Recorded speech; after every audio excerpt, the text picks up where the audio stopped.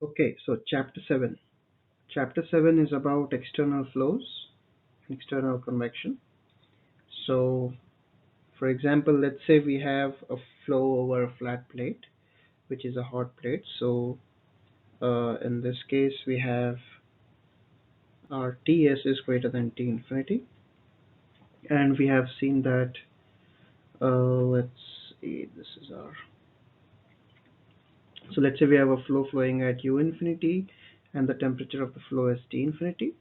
And if this flow is a laminar flow, we have already seen how our profile will look like. It will look like it will our u of y. That means our x velocity as we move away from the plate will gradually increase until we recover our free stream velocity u infinity. But if we have a turbulent flow, our velocity profile will look something like this. So we'll have a squarish looking velocity profile, which means that we will have an extremely steep gradient of velocity near the surface here. Okay, so our Reynolds number is defined at a particular x, so it's a variable of x instead of the entire length of L. So it's defined as rho times u infinity into xc, which is the critical uh, distance x at which it will transition from laminar to turbulent upon mu. And for this particular course, we'll assume that for external flows, and I'm stressing on the word external. So for external flows, our critical Reynolds number will be 5 into 10 to the power 5. So if your flow is if your Reynolds number is lower than this value, your flow is laminar. If it's greater than this value, your flow is turbulent. Now let's come back to our two velocity profiles for laminar and turbulent. So again, what this means, our velocity uh, for the laminar profile, a velocity profile for laminar flow is a gradually looking profile. That means that our gradient at y equals to 0, that means near the plate, is a small gradient, whereas for turbulent flow we have a sudden increase in velocity as we just move above the plate. That means the gradient is extremely high near the plate for turbulent flow. Now what that means, so why is that important? That's important because your shear stress is proportional to this velocity gradient with respect to y. Okay, it's your shear stress is mu times du by dy at y is equal to 0. So if you have a higher gradient near the surface, that means your shear stress will be higher. And if you have a higher shear stress, that means you have more friction. It will have that means you have more dissipation. So what this translates to is that if you have turbulent flow, you will have more mixing.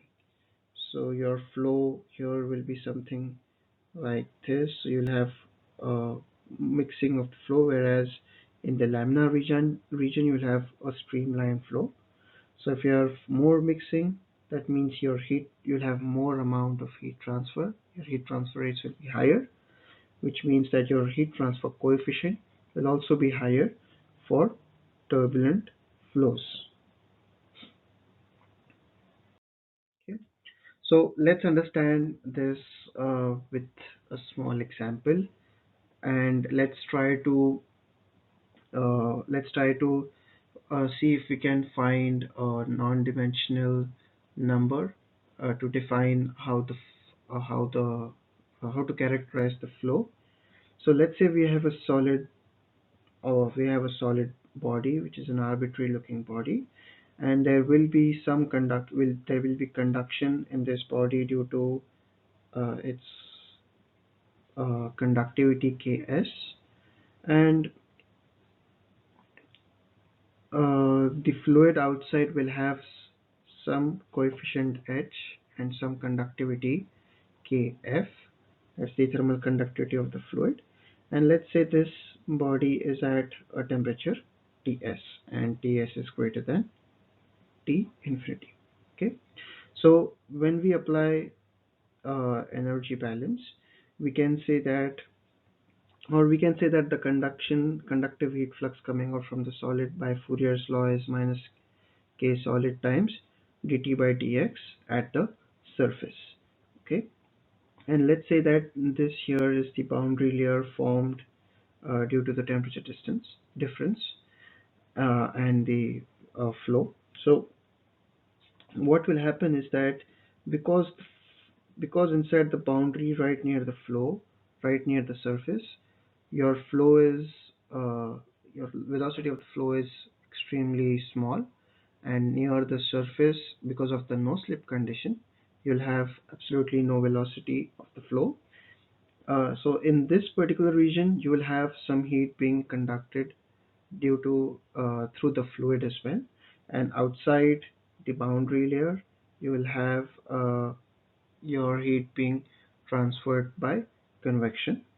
So let's say we have our heat being conducted at the surface, defined as this formula right here, and we know that we can apply energy balance at any 2 points, and at if we have steady state conditions and no heat generations, we can write this relation here. That's the heat being conducted from the solid is equal to heat being conducted by the fluid in this small layer, in this small layer shown here, and that will be equal to heat being convected outside to T infinity. So we can write the heat being conducted by fluid as minus Kf, Kf being the thermal conductivity of the fluid, times dt by dx at x is equal to 0. So when you're really close to the surface, your fluid is not moving because of the no slip condition, and that's why you'll have conduction. So that's why we have the x is equal to 0 condition here, and that will be equal to your uh, heat being transferred due to convection, which is h times Ts minus T infinity. Okay, so I can write my heat transfer coefficient, or the convective heat transfer coefficient, as minus Kf times dt by dx at x is equal to 0 divided by Ts minus T infinity. So until now, we were given the value of the heat transfer coefficients, and we were just using those values to calculate the amount of heat being transferred. But in chapters 7, 8, and 9, or in the upcoming chapters, we will be calculating the heat transfer coefficients as well for different scenarios, and then finding the heat transfer coefficient, heat transfer rates. So this is our first step of calculating the heat transfer coefficient. Now let's say we have this equation, and we need to find a dimensionless number to define our flow and to characterize our flow. So to find a dimensionless number, we need to normalize our variables in this particular equation here. So we normalize our, and by normalizing, I mean that our variables will be between 0 and 1, and they will be dimensionless. So if I consider a normalized variable T star, and I normalize my temperature as T minus Ts divided by T infinity minus Ts, my variable T star will be a dimensionless number. Okay. Similarly, um, and the maximum temperature that can go in this particular equation here is Ts. So if I have a temperature Ts, my quantity T star will be 0. If my temperature is T infinity, my T star will be 1. So my T star will be between 0 and 1, and it will be a non-dimensional number because we have Kelvin in the numerator and Kelvin in the denominator. Okay. So similarly, we'll non-dimensionalize our x by the characteristic length L. So this length L will be different for different geometries, and I can write my x as x star times L. And if I have to if I have to write t in terms of t star, my t will be t star times t infinity minus ts, if I take my denominator on the left hand side, plus ts. So now I'll take this equation right here and substitute it in this equation, and this is what I'll get. I'll get h is equal to minus kf times, instead of t I have t star times t infinity minus ts plus ts divided by d times x star times xn. Okay, and this is at x star equals to 0. So if x is equal to 0, your x star will also be equal to 0. Okay, so now because ts is a constant, the differentiation of ts will be 0. So ts is not 0, but the differentiation of ts is 0. And after simplifying this and taking the t infinity minus ts term outside the differentiation, we'll get h as minus kf times t infinity minus ts divided by L into ts minus t infinity times dt star by dx star. Okay, so we have the equation of x in terms of non-dimensional quantities t star and x star.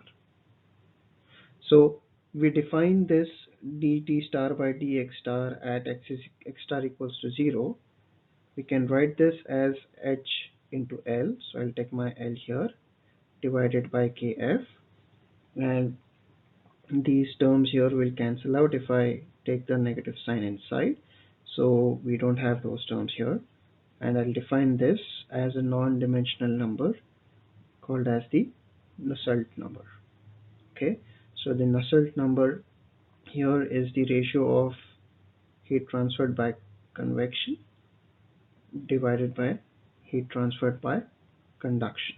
Okay, so it's the ratio of convective heat transfer by conductive heat transfer. Now we have in the video for chapter 6, we had also defined a non-dimensional number called as the Prandtl number, which was the ratios of momentum diffusivity to the thermal diffusivity.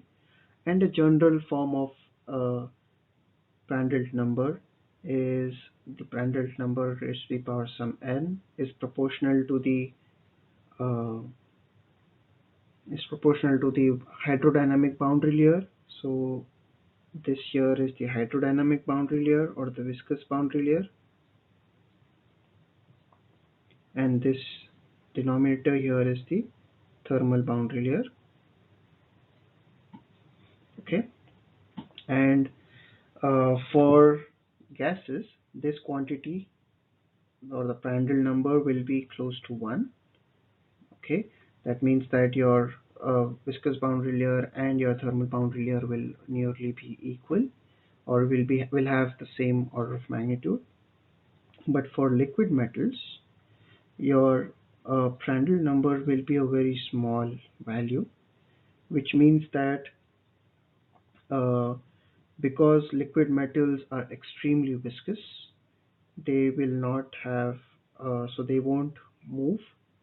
So your diffusivity due to movement of particles or due to momentum will be extremely lower.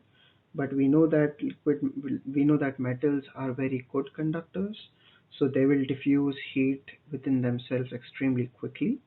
So your thermal diffusivity will be much higher than the diffusivity due to momentum, and that's why your Prandtl number for liquid metals will be a very small value. Similarly, for oils, your oils will flow pretty quickly. So you will have your diffusivity due to momentum will be high, whereas they are not as good conductors as metals. So your thermal diffusivities won't be that high. Oils are usually used for lubricants, lubricating your metal parts or moving parts, and one purpose is that they also insulate heat, so they don't have a high conductivity. So your thermal diffusivity for oils will be less, and that's why your Prandtl number in this case will be extremely high.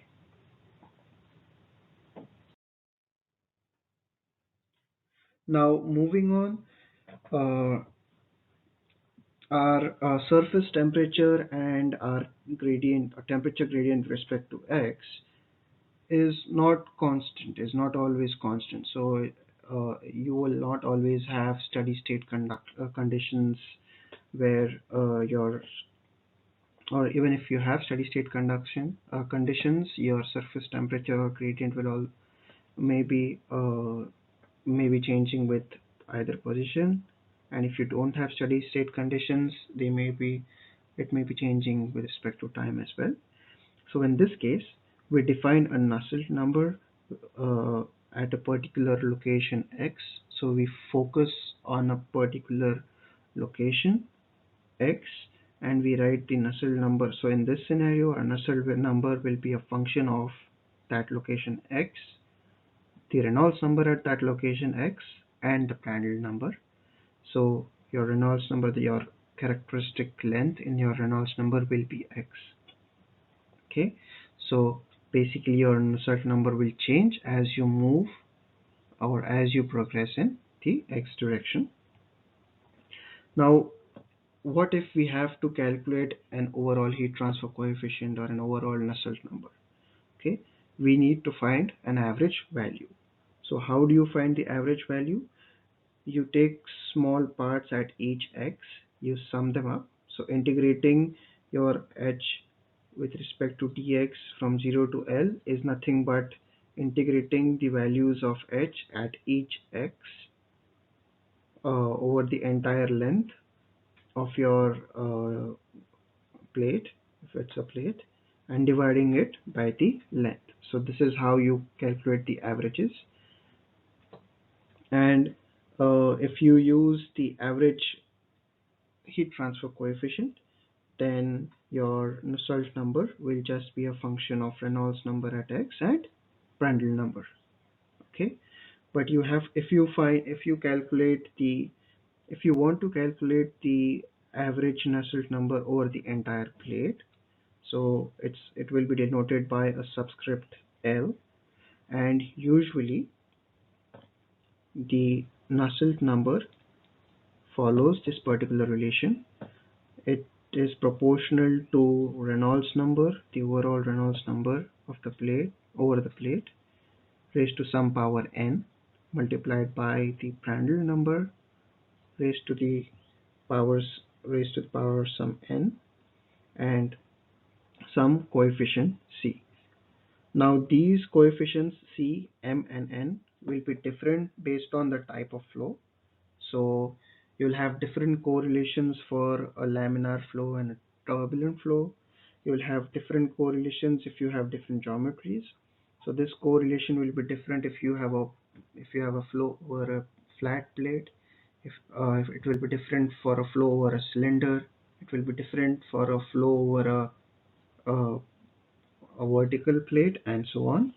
So but your Nusselt number mostly will be of this form. It will follow this particular correlation, and your textbook lists different correlations at different conditions or for different scenarios, and it lists the values for these coefficients, so c, m, and n. So based on that scenario, we use the correct correlation and find the value of the Nusselt number. So for example, if you have a flat plate which is subjected to a constant heat flux and the flow over it is laminar, the relation for Nusselt number will be 0.453, which is the value of C right here, times the Reynolds number at that particular location x raised to the power half times Prandtl number to the power 1 by 3. And there's an additional condition which says that the Prandtl number for this correlation should be greater than 0.6. Okay, and these relations are mostly found out experimentally. So Prandtl number greater than 0.6 means that whoever has come up with these relations has uh, has conducted his or her experiments with a particular set of um, fluids or maybe liquid metals which had Prandtl number which satisfied this particular condition here. Okay, so this relation here is extremely important to note, and we will be extensively using the average Nusselt number correlations for different scenarios in this particular chapter. So this is a generalized methodology that you must follow when you're solving any problem. So the first thing is you need to identify what kind of flow geometry you have. That means if you have flow over a flat plate, or if you have a flow over a square or a cylinder. So in these particular scenarios, in these particular different geometries, you'll have different characteristic lengths, and that's why it's important to identify what is the geometry. Second step you must do is always calculate the film temperature and then calculate the properties at that temperature. So if you need to find the conductivity of say oil, you need to calculate the film temperature and go to the tables and see what is the conductivity of oil at that particular temperature. Okay. The next step is to calculate the Reynolds number, and that's because this should be laminar, and that's because you need to identify if the flow is laminar or turbulent. And after you establish that, you have to see what the problem is asking, and based on the problem, if you are required to find out a local coefficient, and by local coefficient I mean if you are required to calculate a Nusselt number which is related to x, or an average coefficient, that means NUL. So if you want an overall coefficient or a local coefficient, and this can be true for a heat transfer rate as well. Okay, so make sure you establish that. And the last step is to select the appropriate relation.